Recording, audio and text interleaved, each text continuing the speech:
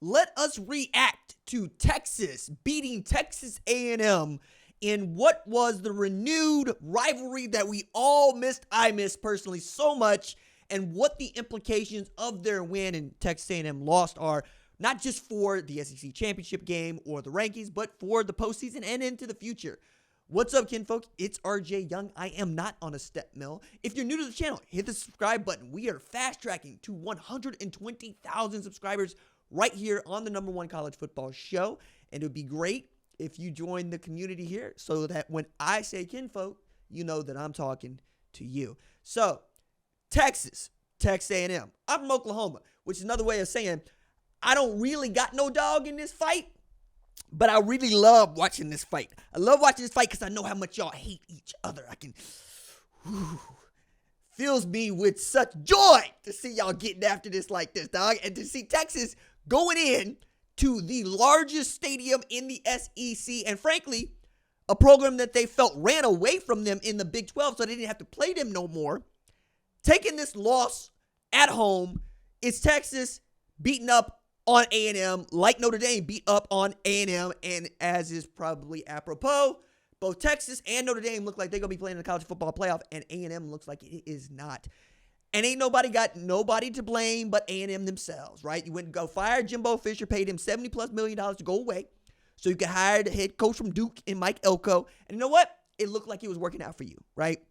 The Notre Dame loss aside, you got the big win against LSU to put you on the good foot, and then giving up the booty in the 4 overtimes to the Auburn, and now you in a dogfight to get into the SEC championship game against the one team that you did not want to play. So much so that they didn't play this game for 13 years. Last time they played this game was 2011 because they hated each other so much. And the SEC, understanding that hate, that's a powerful way to sell some tickets.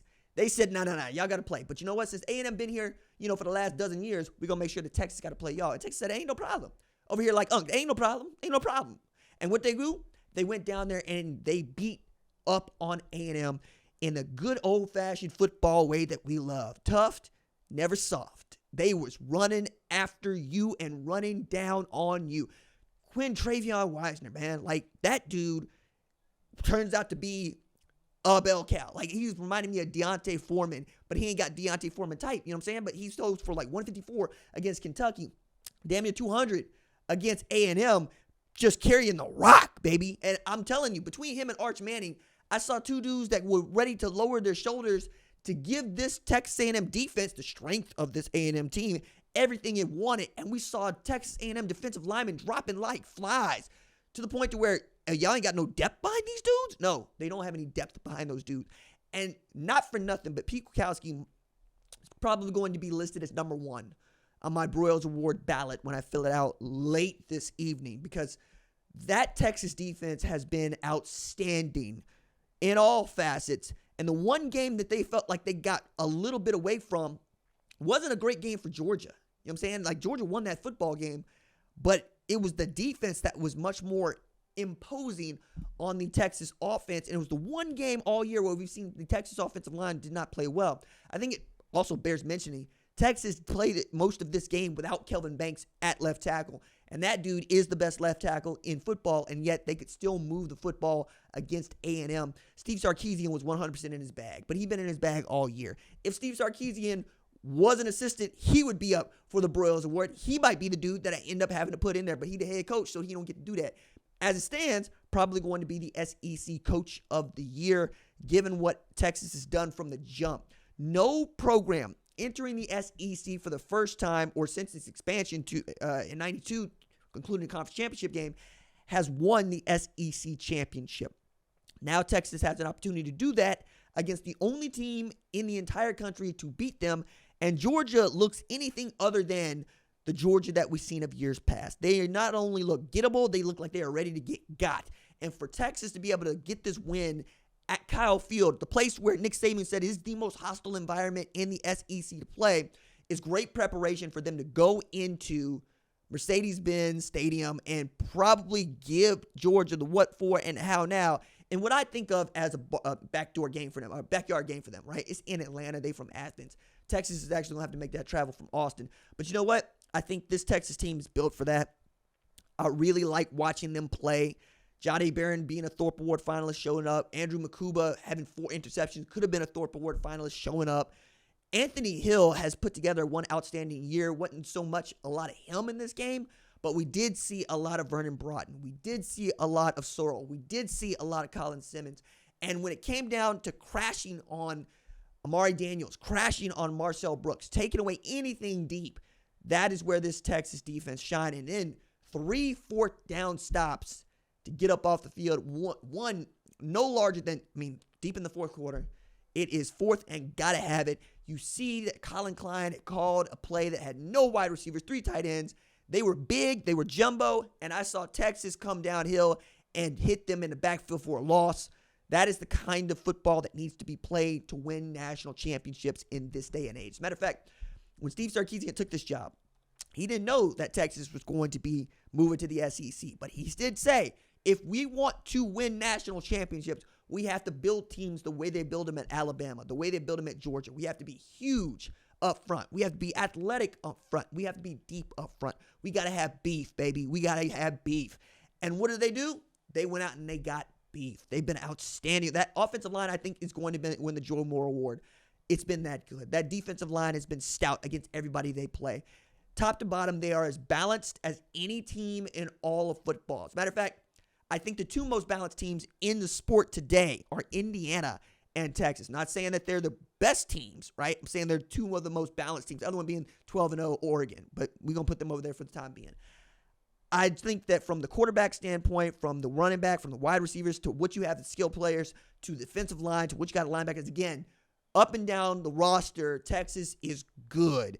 And to be good in the SEC is usually to be a national champion. We shall see if that turns out to be the case going forward. But if you're A&M, this has just got to feel so devastating for you because you had it all in front of you. If you win the next 2 games, not only are you going to the college football playoff, but you will have won the SEC championship game. You will have beaten your rival, and you probably are in line for that 1, if not that 2 seed and that first round bye.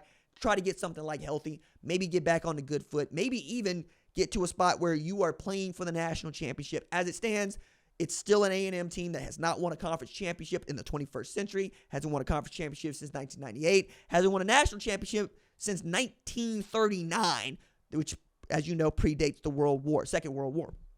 I also think that, Mike Elko, trying to do everything he could, but you got to get better players in that defensive backfield. You got to get better players in that running back room. Ruben Owens getting back helps you, but it was very clear that Le'Veon Moss was the heart and soul of that run game, and Marcel Brooks could only do so much. Marcel Reed could only do so much as the quarterback trying to force the ball downfield. He just didn't see it.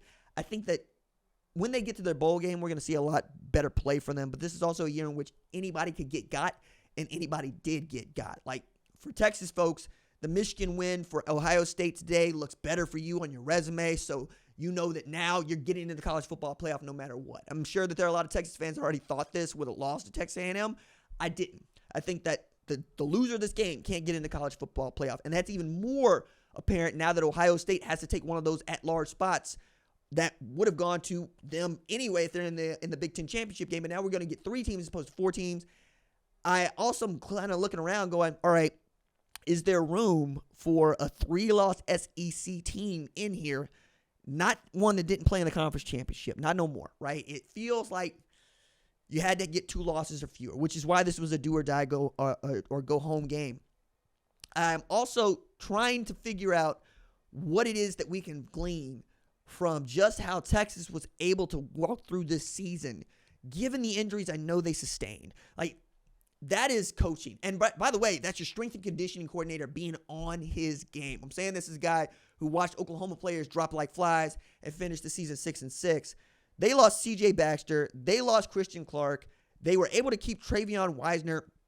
They were able to keep Jaden Blue. They got a little bit out of Jarrett Gibson. Ryan Wingo comes along. That wide receiver group is really good. They just haven't been as productive as some.